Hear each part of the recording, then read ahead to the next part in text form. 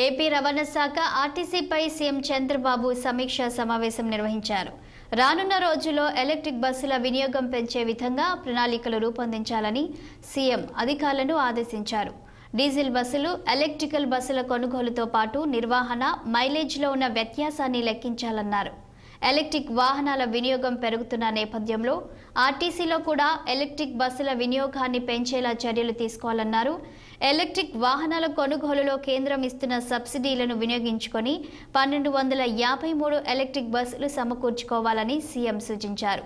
దూర ప్రాంతాలకు ఎలక్ట్రిక్ బస్సులు నడిపితే ఛార్జింగ్ విషయంలో తలెత్తే సమస్యలకు పరిష్కారాలు ఆలోచించాలని అధికారులకు సూచించారు.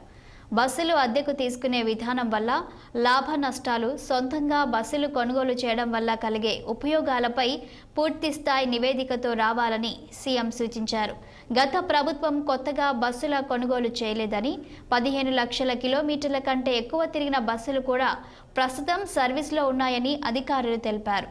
ఈ కారణంగానే బస్సులకు బ్రేక్ డౌన్ సమస్యలు తలెత్తి ప్రమాదాలు జరుగుతున్నాయని అధికారులు వివరించారు.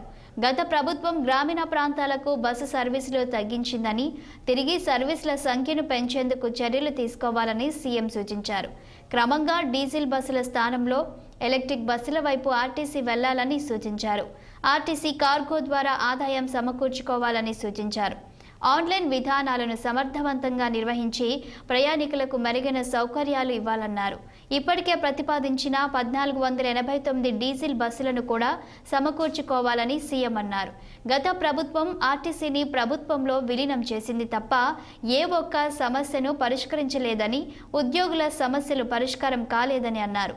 ప్రమాదాల నివారణకు ఎస్పీ, కలెక్టర్, రోడ్ సేఫ్టీ అధికారులు సమావేశాలను క్రమం తప్పకుండా నిర్వహించాలన్నారు. తరచూ ప్రమాదాలు జరుగుతున్న బ్లాక్ స్పాట్స్ గురించి తగు చర్యలు తీసుకోవాలన్నారు. 15 ఏళ్లు దాటిన వాహనాలను తొలగించాలని ఆదేశించారు.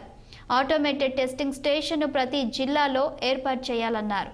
వాహనదారులకు డ్రైవింగ్ లైసెన్స్, ఆర్సీ కార్డు అందించాలన్నారు.